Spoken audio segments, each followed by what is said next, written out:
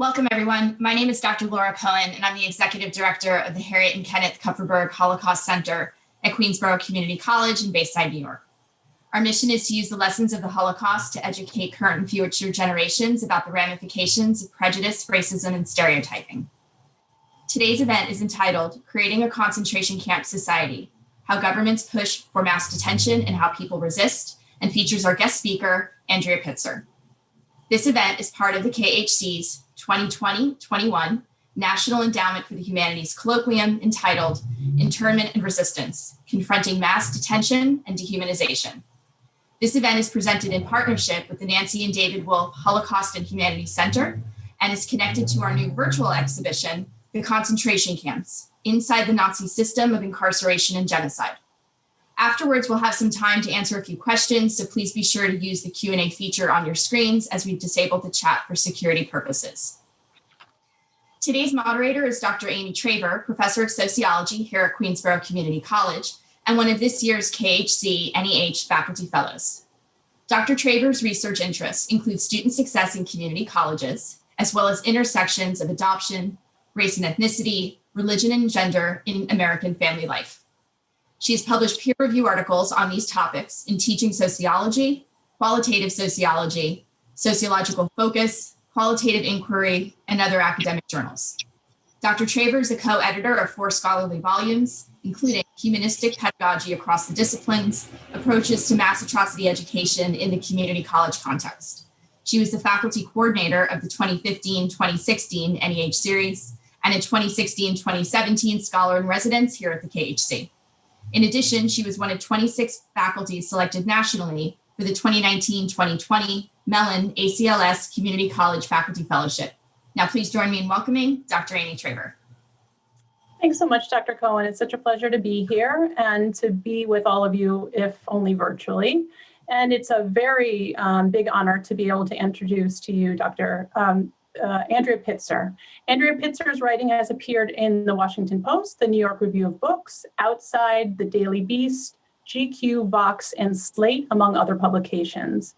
She founded Nieman Storyboard, the narrative nonfiction site of the Nieman Foundation for Journalism at Harvard University.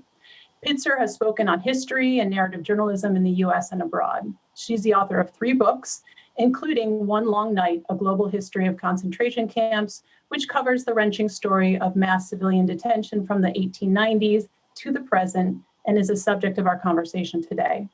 Notably, One Long Night received a starred review from Kirkus and was named a top history book of the year by Smithsonian Magazine. To research it, she traveled from Chile and California to Poland and Myanmar, going to 4 continents to explore archives, interview detainees, and visit current and former campsites. Her next book, Icebound, Shipwrecked at the Edge of the World, will be published in January. Thank you, Andrea, for being here. Well, thank you so much. It's an honor to speak today. I also want to make sure to thank the Kupferberg Holocaust Center, Queensborough Community College, Dr. Cohen, you, Dr. Traver, and everyone that helped to coordinate this event.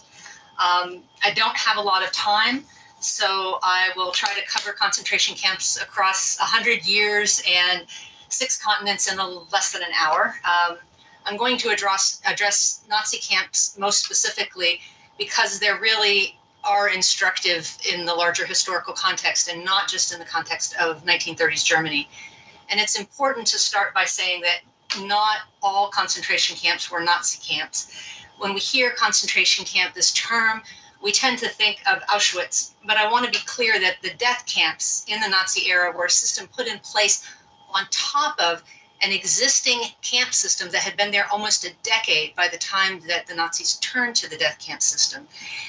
And so this death camp system that was put in mid-war in the 1940s is a singular moment in history, and the Holocaust that resulted from that and the loss of lives to many groups, but particularly these camps were aimed at exterminating the European Jewish communities across the continent, and also the Roma and Sinti, what were then called Gypsies. There was an actual extermination effort directed against these peoples who suffered unthinkable horrors that have not been repeated in concentration camp history.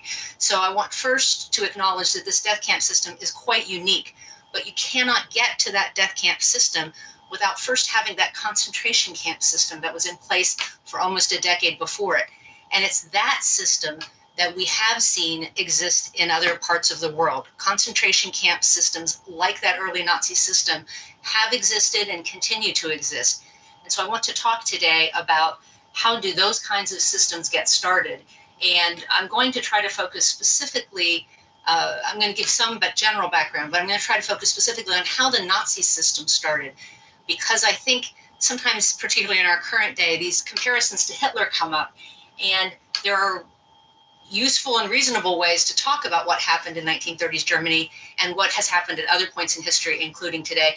And there are ways that are destructive and unhelpful. And so I think just honing in on the Nazi system is a great way to try to see what's similar and what's different, and more importantly, what we can do to keep anything like this from happening again. So when I wrote One Long Night, I wrote it in part because I don't think that we understand how we got to those death camps. We don't understand how we got to that particular historical moment. So first, let me just define a concentration camp. A concentration camp is the mass detention of civilians. So we're not talking about prisoner of war camps. We're not talking about combatants. We are talking about the mass detention of civilians without trial, usually on the basis of identity. So that can be ethnicity, religion, race, political affiliation, and these are things that have been used to round up groups of people, not for something that they've done, but for who they are. So it's a preemptive detention across more than 100 years. And concentration camp detention does have something in common, sometimes with other kinds of detention, where you see mass detention. I'm thinking of the transatlantic slave trade. I'm thinking of Native American genocide and land theft. In some of those other systems, often there's something else that's the main goal of why that system exists. For slavery, detention was an important part of it, but the theft of labor was the driving cause for that. Instead of getting rid of people, it was actually bringing a new population into a land and detaining them in order to force them to work. With Native American genocide and land removal, the land theft was at the heart of what was happening.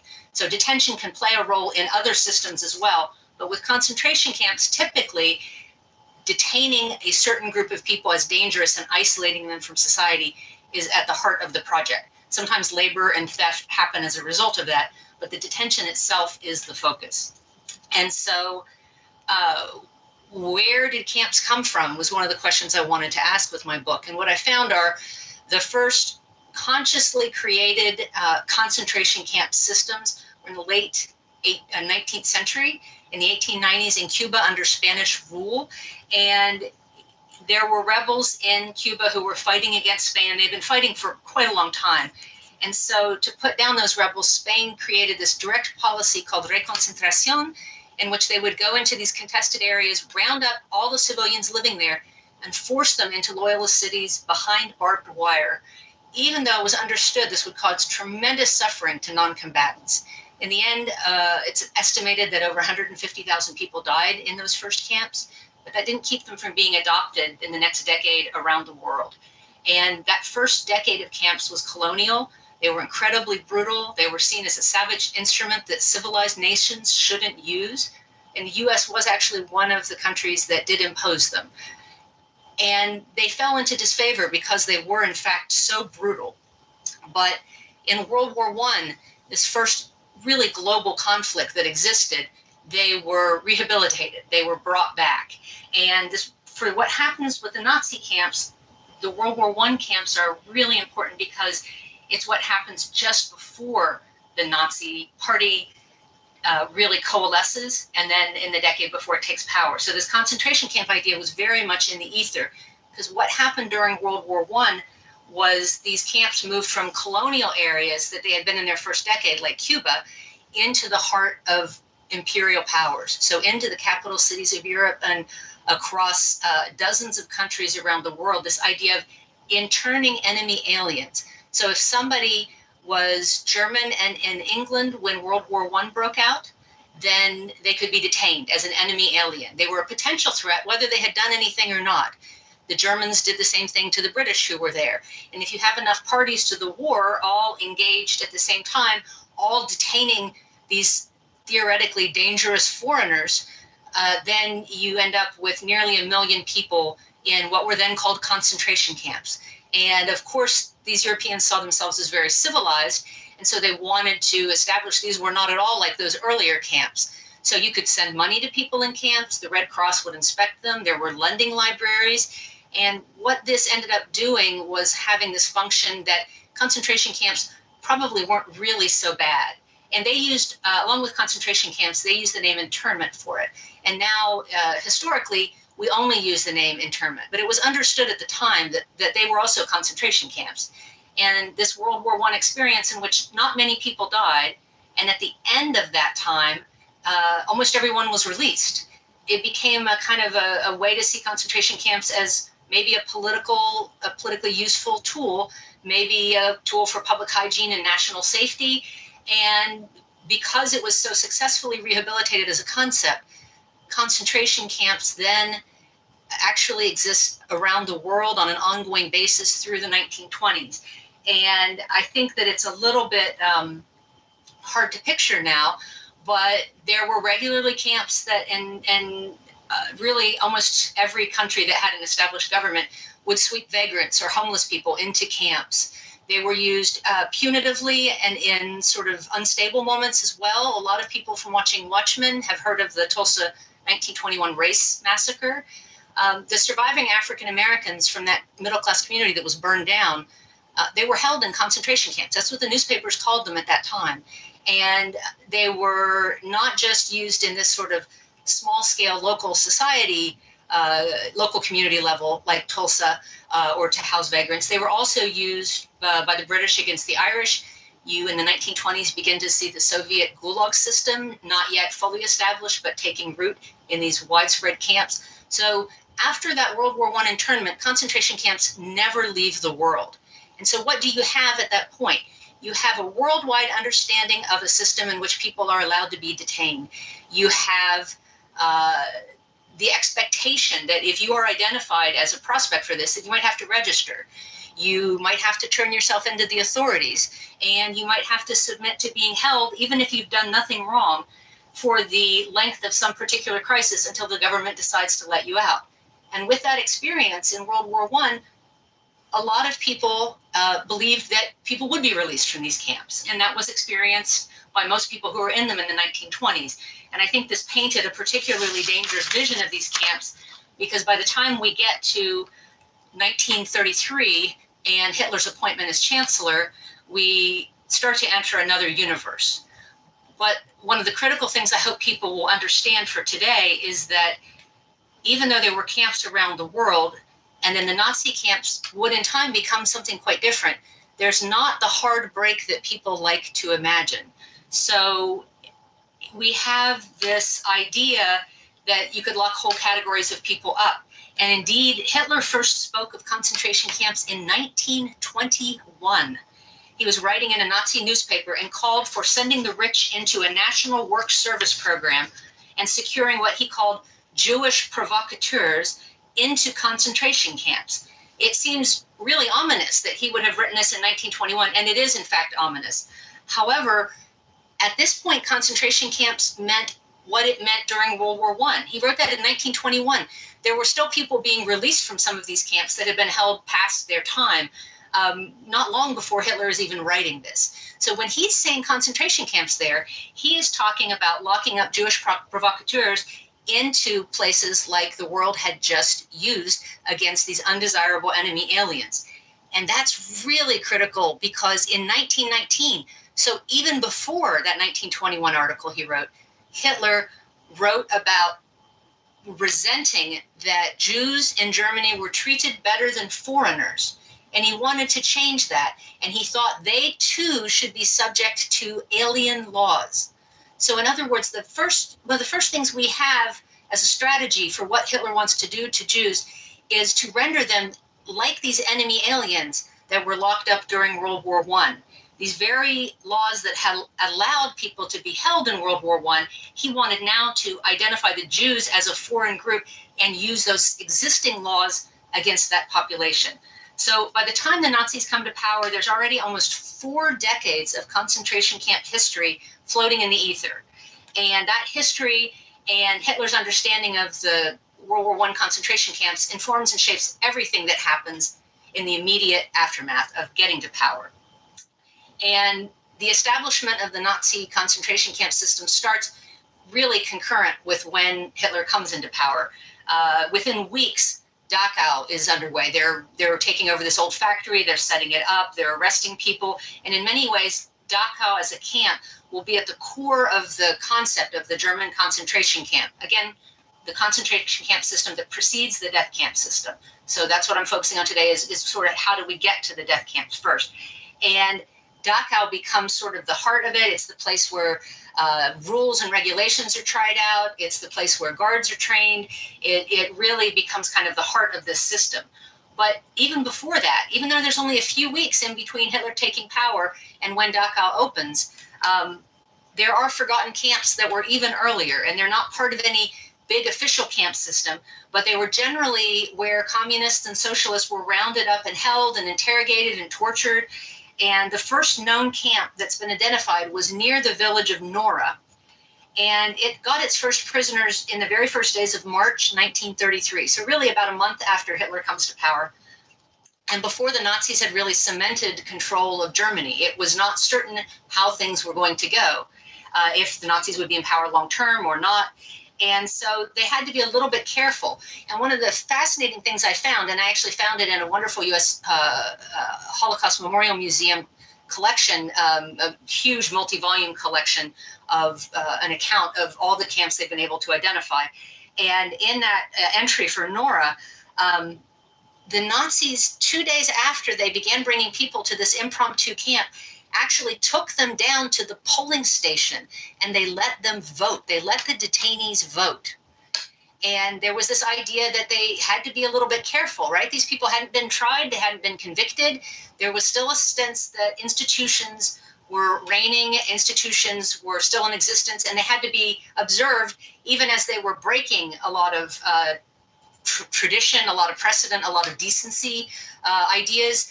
They still took them down to vote, even if they were interrogating them and torturing them in off hours. And in that town of Nora, there was a tenfold spike in communist votes because of the ballots that were cast there by those detainees.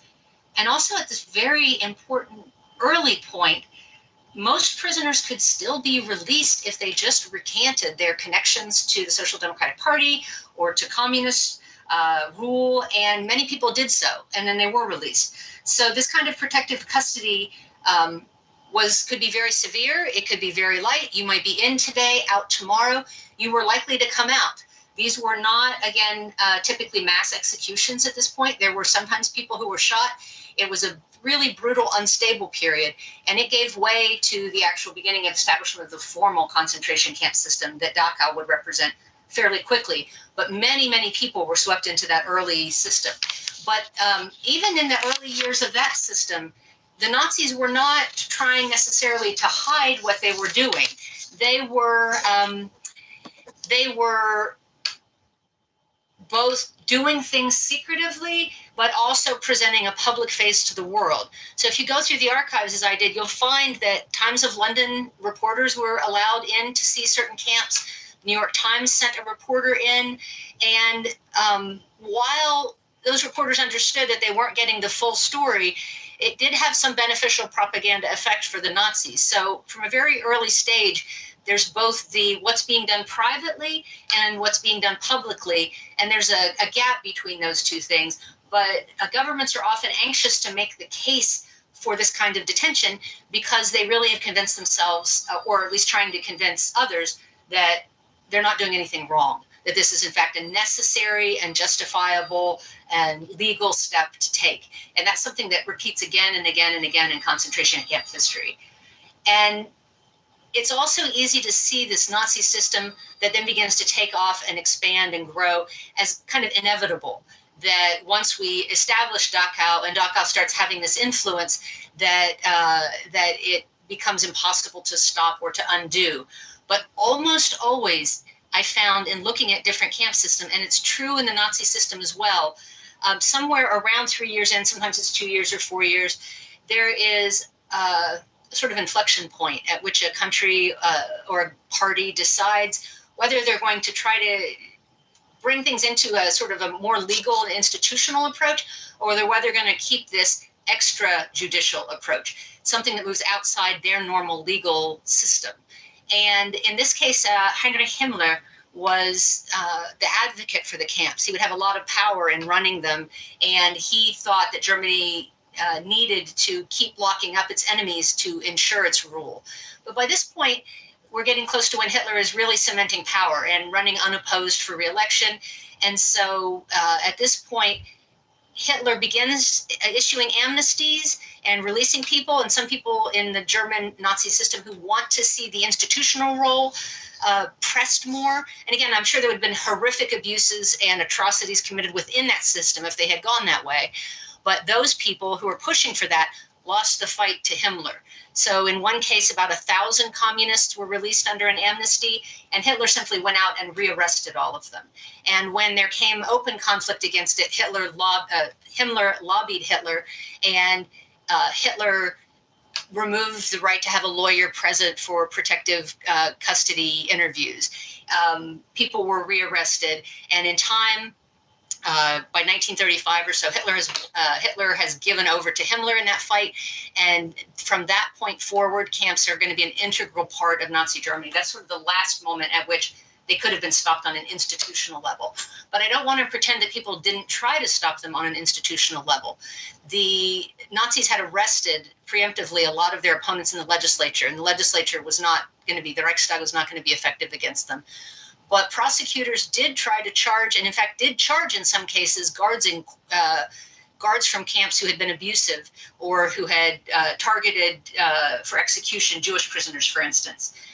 But in the rare cases where it made it far enough to have a ruling against the people involved in this, Hitler simply pardoned the people who had been convicted. And then at that point, the court system basically begins to dissolve and collapse, because it doesn't matter at that point what it does, because it's going to be overridden. So you begin to see within the first 2 to 3 years, the system as any defense against the camps has collapsed. And at that point, then there's not going to be meaningful resistance on an institutional level. And you see the huge expansion of camps. You see vagrants detained, you see homosexuals detained, you see a lot of detentions of gypsies. At the time they were called that, we would call them Roma and Sinti now. But it isn't until 5 years into the camp system that you actually begin to see the mass roundup of German Jews. We tend to think of the camps as only targeting German Jews. And in the death camp phase, the Holocaust is centered on the Roma Sinti and particularly the Jewish detainees. But in this moment, Jews are being addressed through legalistic means. So what the Germans have been doing in a really dedicated way, the Nazis have been targeting Jews by stripping them of citizenship, by removing them from being on faculty at universities, by not allowing them to use public parks or public hospitals, by not allowing them to own a whole host of items, from typewriters to just all kinds of things. And many of those regulations actually came out of some of those World War I enemy alien laws. So you really do see this isolation of Jews by the stripping of their citizenship, effectively rendering them aliens, making that part of Hitler's early strategy that really did get carried out. So at first, the goal of the Nazis is to drive German Jews out of Germany. And they're using the law to do that. And they're using camps to target internal opposition. Now, sometimes those groups overlap.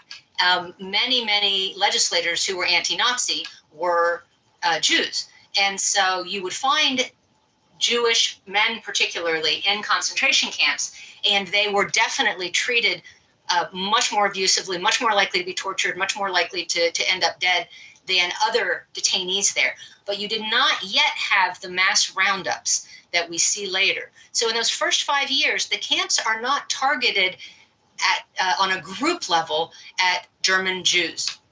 And what changes there is that in 1938, we have this organized terrorism against the Jewish community, not just in Germany, but also in Austria and some surrounding areas, that is Kristallnacht.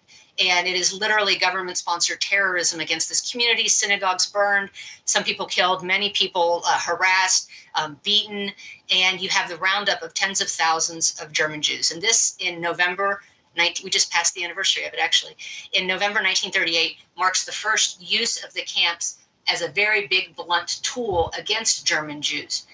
And yet, in this moment, tens of thousands of German Jews are detained, but within a year, almost all of them have been released from the camps. So when we think of this early concentration camp system, even the Nazi camps, the worst of the worst, if we're going from 1933 to 1939, in the first 6 years, so up to a year after Kristallnacht, most people who were detained, including German Jews, were actually released. Many of them did not face the kind of torture and horrors that we associate with the camps. It was incredibly unjust. They often faced abuse, but most people who went in came out. More than 90% of those who went in came out. But you have a couple things happen in this particular moment. This 1938 Kristallnacht to the beginning of the war in 1939 is a huge turning point. And I would argue that two things happened. I would argue that the Nazis understood after Kristallnacht that even though the world was aware of this terror that had been committed against the Jewish community, it was not going to do anything meaningful. There were condemnations, there were a lot of words that were spent, but a lot of governments did not increase the willingness to take Jewish refugees. They didn't make threats against Germany in any meaningful way. And I think the result of Kristallnacht was the Nazis understanding that they could proceed against German Jews with much more impunity than they had realized because of the world's lack of response. And then the second thing that happens is that Germany starts World War II. And when Germany was dealing with German Jews, it was this percentage that was very small in the population, about 1% to 2%. As Germany invades Poland, it is running over huge territory very, very quickly, in which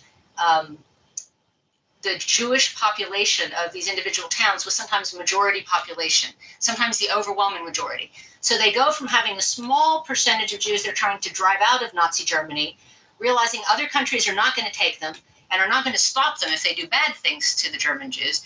And they suddenly then have millions of people, many of them Jewish, in these occupied territories that they need to deal with. And I'm not going to talk a lot today about the final solution, except to say that it is tactics and techniques that were tested out in society and in the camps that ended up being the candidates for how mass executions would be carried out. For a long time, for a period of time, mass executions were carried out over open pits by firing squads. There was a whole Holocaust of its own that happened in that way before gas chambers and death camps were operational. But it was found to be too traumatic for those involved. And by that, the Nazis did not mean the people who were being executed, they meant the soldiers who had to do the executions. So it's in this phase, after the war started and they have these huge populations to deal with, and then the trauma of these mass executions, that they begin to formulate this idea of the final solution, which comes to bear in 1942. And in that moment, it becomes camps at the heart of a genocide. But that is quite a long time from 1933 when they first take power. And it takes that long for the Nazis to imagine this kind of particular kind of genocide, an industrialized, streamlined, technologically efficient mass execution targeted against very particular people, and to use it to eradicate them from the society that you don't want them in. So this is sort of the idea of the concentration camp as isolating a group from society taken to its extreme. You literally isolate them from humanity, and then you isolate them completely out of existence. So the Nazi death camp system was the complete evolution, or devolution would probably be the better word, of this idea of the concentration camp system. And from there, we end up with just untold horrors that we still can't reckon with today. But amazingly, we don't end up with leaving concentration camps behind.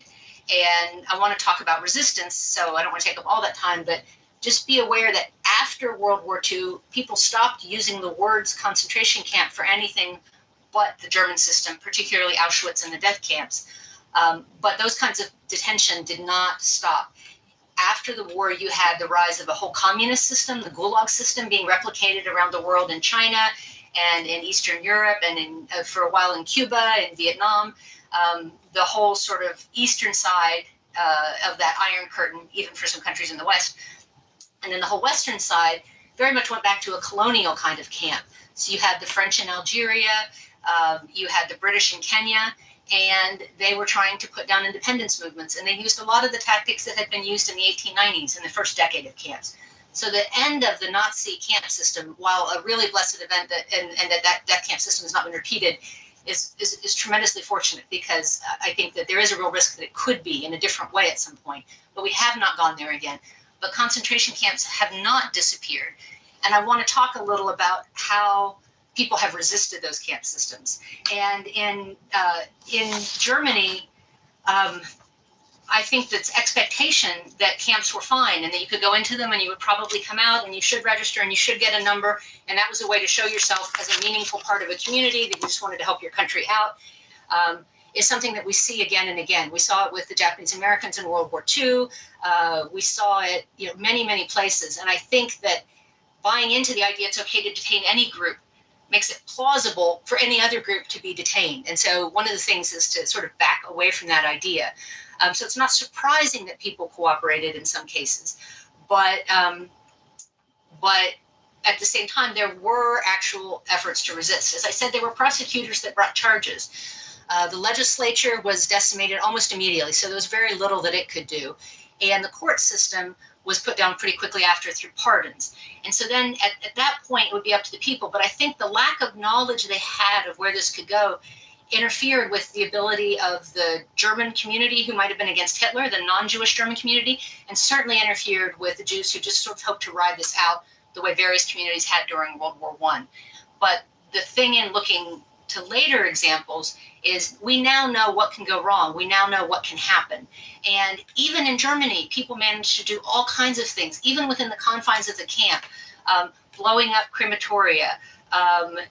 There were ways in which they learned to switch the bodies of dead people with living people to try to get people who were in trouble, like out of different camps, and get them transferred. If somebody died, they would switch identities. People were sneaked into the camp and then brought out to give witness.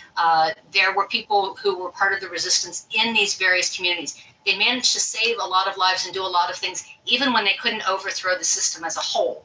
But of course, for our concerns, wondering about how do people resist, how might someone meaningfully resist a system like that now?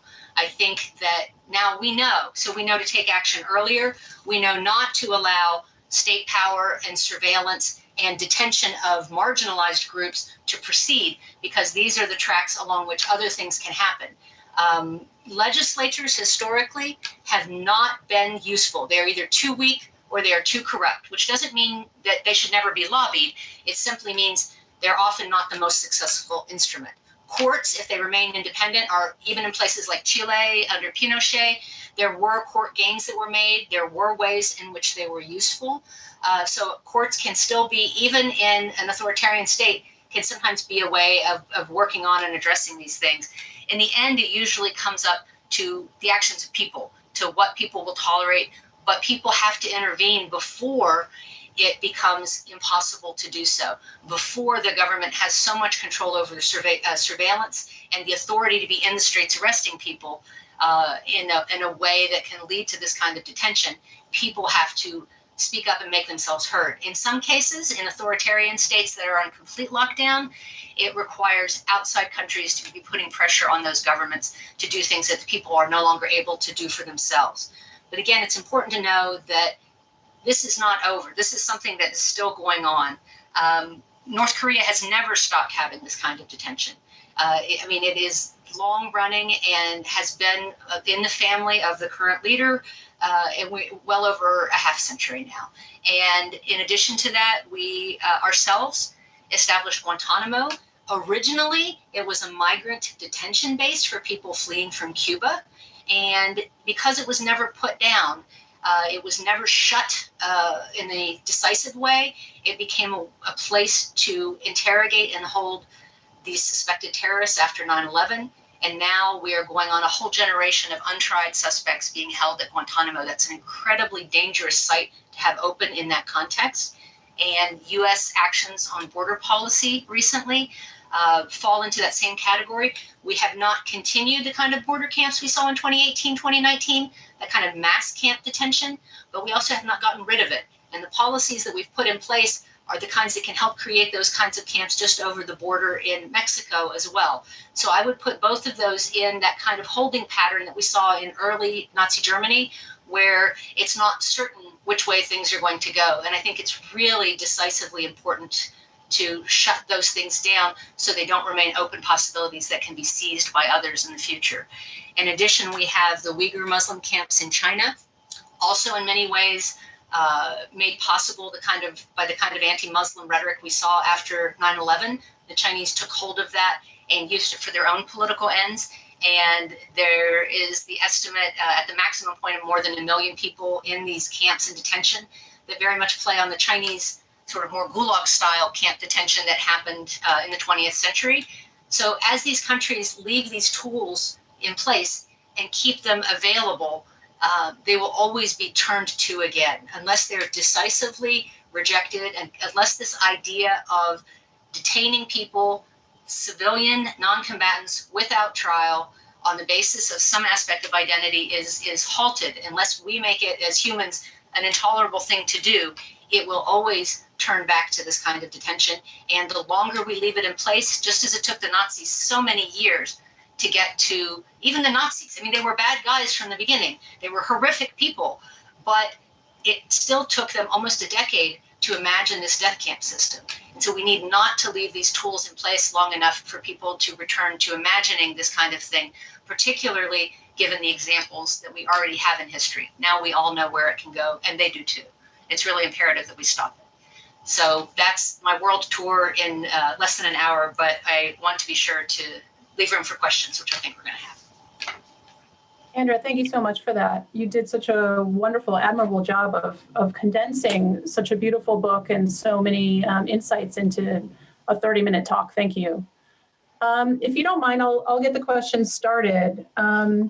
I'm wondering if you can speak from your own standpoint as a journalist and talk to us a little bit about what role you think journalists play in both resisting and also sometimes in affirming concentration camp systems. I think that historically it's been a really fascinating role that journalists have played, because the concentration camp is a fairly modern innovation.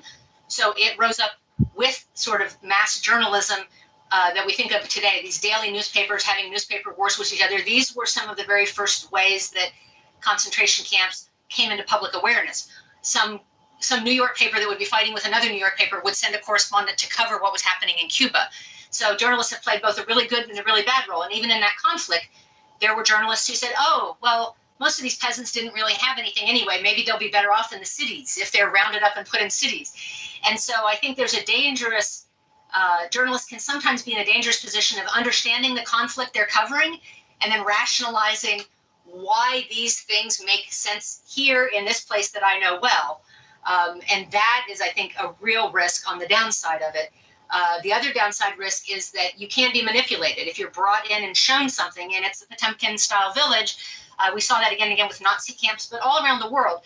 What if you don't actually have the knowledge and the context to understand what you're seeing and how to report on it? You may, even if you don't mean to, inadvertently reinforce that narrative.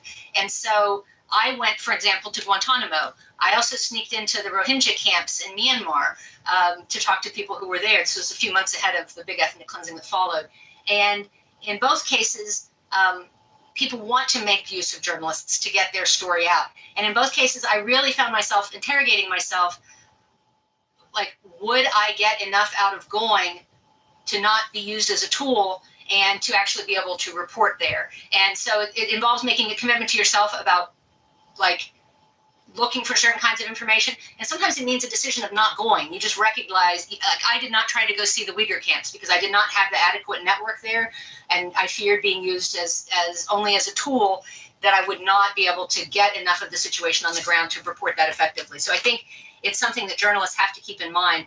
But as I mentioned, a lot of governments want to show this to the world. So sometimes journalists can be the best way for the world to get a little bit of insight on what's actually happening in reality, not just what the government is wanting to say. Another theme that I noticed in the book is the relationship between concentration and sexual violence. And I wondered if you could talk a little bit about sexual violence as a tool in concentration. Sure. I think that the very earliest camps give a big hint of this. And I'm going to umbrella sexual violence to include not just sexual assault, but actually targeting women physically as well, for physical violence and for detention.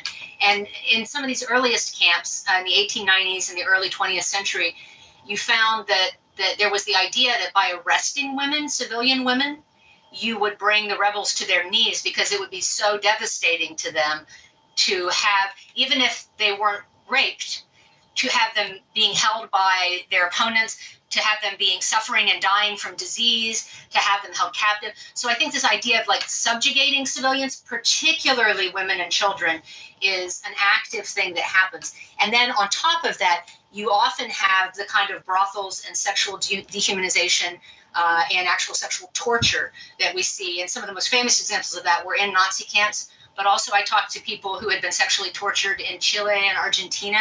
And it was partly that camps tend to arise out of very misogynist political movements. So it's kind of part and parcel of the movements. But it is also one more way of trying to demonstrate powerlessness to those who are held. So often the guards were male, and often they would act out both physically, they would abuse in every way they could, and that included sexual violence. But there were also camp brothels. There were also deliberate efforts to take particular groups of women and humiliate them further, either by getting them pregnant or sexually torturing them. So it's been a consistent thing. And you even see at Guantanamo, sexual humiliation of detention suspects there. So it's something that I think particularly has been applied against women, but tends to be applied against any gender by captors, just as a way to underline the powerlessness of what's happening. I wanted to bring up a theme that you mentioned at the end of your talk, and I think it's also relevant to your response to that question, which is the relationship between autocracy and detention, and how the slide from democracy into something more autocratic really seems to lend itself to both the targeting of populations and to the concentration of people. Can you expound on that a little bit more, given the ways in which people are really using the language of autocracy today? Sure. I think that there's one thing to say it's important, first of all, is if we go to that sort of Cold War binary, if you've got a camp in a communist society, as communism evolved in the 20th century, you often don't have any of these discussions because there's not a public sphere in which to have them. So, and those camps affected millions and millions, far more people, even though there were millions and millions in the West. And we don't know, frankly, a lot of those stories, because in some places like China, they've never moved from that one-party rule for us to hear many of those stories. But if we're talking about the Western side that happened after the war, France and Algeria, the British Empire, many places, the US, partly in Vietnam, and since in South America, when you look at that setup, I think that slide is, the slide of autocracy is such that I think that people believe that because they're not like that other society, that it's impossible for it to happen there as long as speech can happen there. And sometimes it's also that it seems comic and improbable. Hitler was seen as comic and improbable for quite some time before he actually came to power. And so I think recognizing this language, recognizing that if it can, it will inevitably go this direction if it is not stopped, is really important. Because when I was writing the book, my brother was asking me, isn't it terribly depressing to just see that this is how humanity always goes? And my answer was no, this isn't how humanity always goes. You have to have a driving party or government doing this, propagandizing people for years to get them to accept this. It's a process. And so however laughable it seems at the beginning, however improbable it seems in your democracy at the beginning, and I remember Hannah Arendt writing with shock that this could take root in Germany. It just seemed to her impossible that people would turn their backs, that this whole mushy middle, the people that weren't German Jews or resistance fighters, but also who weren't Nazis, would just sort of let it happen. It seemed impossible to her in that time. So I think the thing we learn is it is not impossible. It takes a driving effort. It takes years. It doesn't happen automatically. So that's the good news. But the bad news is any democracy subjected continuously to this kind of rhetoric and this kind of rule will move toward concentration camps. Oh, and one thing I did want to add is it isn't just concentration camps. The book is about concentration camps. But by the time a society gets to where it's doing this kind of detention or is approaching it, it usually means several things have degraded in that society, and you will see many other signs and signals. And so it isn't just, if you don't think you're going to end up in a camp, you're fine. First of all, I would say that's probably not true. Don't count on that. But also I would say many other things are going to devolve away from democracy in that society and will be very hard to retrieve. So concentration camps are kind of this kind of detention. So I mean, even preemptive detention without trial, not Dachau, but even these, like the border camp detention and things like that, these are the canaries in a coal mine that something is very wrong in your society and needs to be addressed because this is where it will go. Okay, so given that, what are you paying attention to around the world? What's got your interest? What are your eyes focused on? Well, unfortunately, on a lot of things. On the sort of obvious level, what I talked about before with these Uyghur camps in China, which I think that we really, as external countries, have to bring pressure to bear there because it's not something, although the Uyghur community is doing a tremendous amount to try to address it, Chinese control over this territory is so profound, and access is still difficult, is much more difficult than it used to be, in fact. So I think it's incumbent on us to make sure that we're addressing that. As I said, U.S. border detention and the sort of unfettering of DHS staff to operate within borders far from, like domestically, far inside the borders is very dangerous.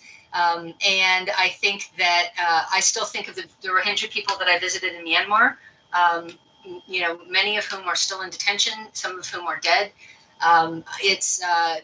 There are also other camps that we aren't necessarily paying as much attention to. I've had people writing me about some of the EU camps and holding migrant populations, and how some of them are being run not by where previously it would have been run by refugee offices. Now you find it run by Ministry of Foreign Affairs or Ministry of Defense people, and the treatment being much, much rougher and not a lot of coverage of it. And then we start to get into what is that exactly? Like, does that start morphing into a concentration camp setting? So I think there are many things like that that have to be watched all around the world. But I think the biggest concern is this slide that the world is having in general toward justifying some of these things, like we see in Poland, like we see in Hungary, where this kind of selective treatment of particular groups, whether it's women, whether it's Jews, whether it's Muslims, if we tolerate that, then like there is no end to it. Like that can be, if you tolerate it with one group, you can always redefine some other group to fit inside that same basket. And that is the beginning of the end of actually having civilian rule. I think we'll turn it over for some audience questions. Marissa, do you want to go ahead? Great. Thanks so much, Amy. This is Marissa Hollywood, Associate Director at the Kupferberg Holocaust Center. We have a handful of great questions from the audience. So we're going to start with Louise Wise, who had her question right away. And I think this is really fitting for many of us who are educators. Her question is, as a lecturer focusing on genocide and violence, could you speak to pedagogy and teaching undergraduate students about these issues, which we know is very difficult, especially remotely? Yeah, my heart goes out to all of you who have to actually do the educating remotely, because so much of this kind of education is reading your audience and seeing what they're absorbing. And so I think, just on a side little pedagogical note, having a way, actively using the tools in these virtual resources that let them give you feedback and encourage them to respond, like in whether they're understanding something or not, or whether something is confusing to them. Even like simple rating systems can help you sort of read the room better and know where you would be reading their faces in person, where you need to take what you're talking about next. But as far as introducing these concepts, I think that I wrote about concentration camps, which is a specific subset, because genocides can occur without camps, and camps can occur without genocides. Often you see them kind of dovetailing together. I think that reinforcing for people how they rise, again, like it's easy to look, it's not easy, it's horrible and awful. But it's our tendency, I think, to look at these worst examples and where things can go. And that's important to honor the dead and what was done to them. But I think also to see, for me, teaching sites of resistance where people actively did take measures lets you see the dynamic of things and that they're not inevitable, and that these people then have almost a duty, although you don't want to make it feel like an obligation to them, but there's a societal role for civilians and just regular people to play in knowing how things happen and what the warning signs are, and where possible, what they can do to address that. And that can take a whole range of answers. I mean, it could be run for your school board, run for, or like grow up and be well, that's a whole different thing. We'll get into that. But you could run for mayor, you could volunteer, you could work for a political campaign, you could protest, you could, there's a lot of things you can do. And I think one of the key things as you begin to introduce this stuff is talk about how bad it can be, but also talk about how it got there and what are the concrete ways in which history and people in history have addressed it. I think sometimes teaching the worst stuff from the sites of resistance and moving outward from there can be a way to ground people a lot so that this isn't just too overwhelming. Great, thank you so much. Those are some really good, specific and very practical and feasible examples, I think, that our faculty members could use for their students. Another question from the audience that I think actually follows up to that really nicely is from Todd Cassie. And he asked if you could speak about the challenges of preserving and memorializing sites of difficult or negative heritage, specifically concentration camps. And this is an issue, of course, as a Holocaust Center that we're always thinking about in terms of memory.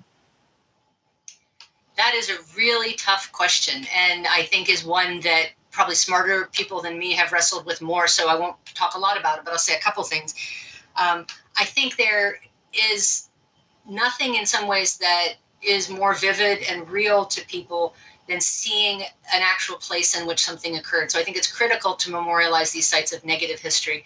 I think it's also important to put them in context, again, adding conversations about resistance, so that it doesn't just become a font of hopelessness. I do also think you have to be careful how you memorialize them. And I don't really know the exact answer to that. In Russia, one of the few Gulag memorial sites about a decade ago was taken over by the secret police and became, by the interior police, and became a tribute to sort of policing in Russia, which was responsible for a lot of the worst abuses in the Gulag. So this site had been preserved and memorialized as a Gulag site, but then it was hijacked. I think also on a separate topic, a friend of mine, I did a story about him before we ever became friends, who was doing a lot of work in Charlottesville, Virginia around American eugenics and the Carrie Buck trial, managed to get Carrie Buck, whose case went all the way to the Supreme Court, and the Supreme Court said, yes, you can sterilize people against their will if they're imbeciles, if they're these other things. And he had made sure that all these memorial placards got put around Charlottesville in these key places that had been part of this woman, Carrie Buck's life. And we went to visit some of them when I was writing this article, and a bunch of them had just been taken down. And so I think this malleability of history, and you memorialize these sites, but be aware that they can be used in other ways. And I don't know what the answer is to that yet, but it's certainly a challenge worth facing, because the worst thing to do would be to forget about it altogether.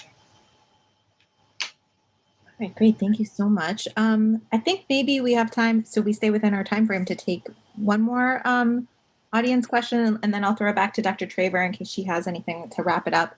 But someone had, first of all, saying how wonderful your talk was and thanking you.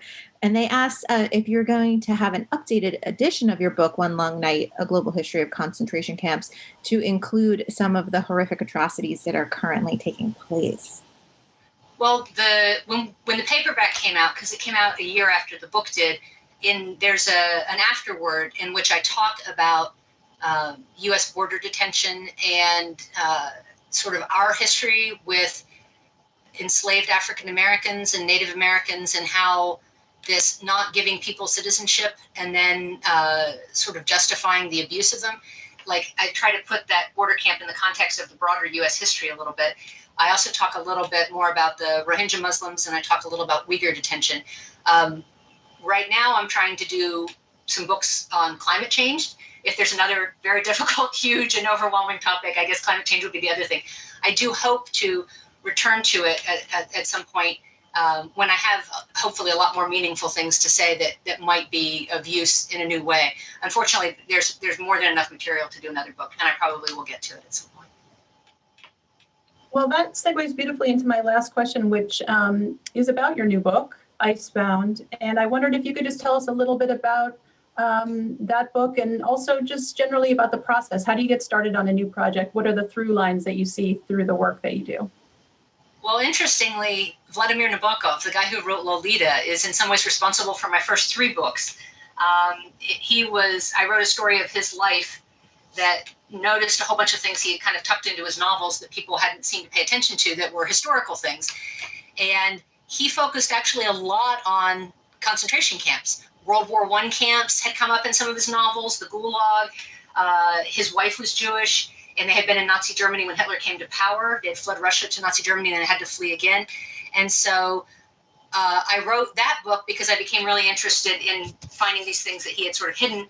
And then I wrote the second book because I went to look for a general history of the idea of a concentration camp and where it had come from, and it didn't exist. So I said, okay, I should probably try to write this if I'm able. And 4 continents, and a few years later, it worked out. And then the third book is actually the story of stranded Dutchmen from the 1500s who were stuck in the Arctic. And that was actually something that came out of my first Nabokov research as well. But what it's kind of morphed into is that book came out of this idea that explorers were heading into the Arctic, into this unknown world, and they couldn't get places then because of the ice, this harrowing ice that became, all the polar quests were foiled by all this crazy ice.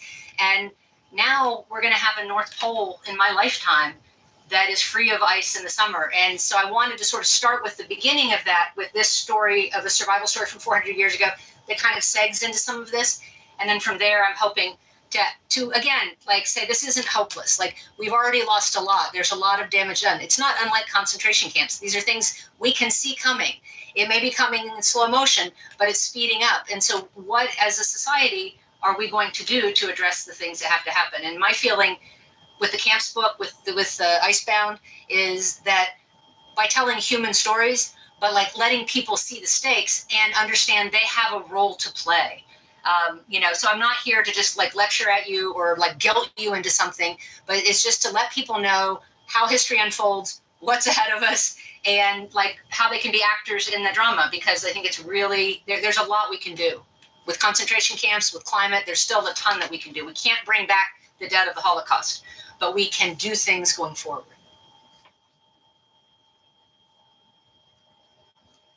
Thank you so much. That's a wonderful note to end on. Dr. Cohen? Thank you so much, Andrea, for going through all of this. And I think that, talking about, as you just said, history unfolding and getting involved, speaking out, but also understanding how we get to these camps. The nuances are really, really important. If we're only focusing on atrocities, we're missing the ramp up to everything. So I just want to thank you so much. Thank you, Dr. Traver. Thank you to Marissa Hollywood. And thanks to all of you for attending today. We look forward to seeing you for future events. Please check our website for the Kupferberg Holocaust Center for more information on upcoming programs and our exhibition. Thank you so much. Be well, be safe.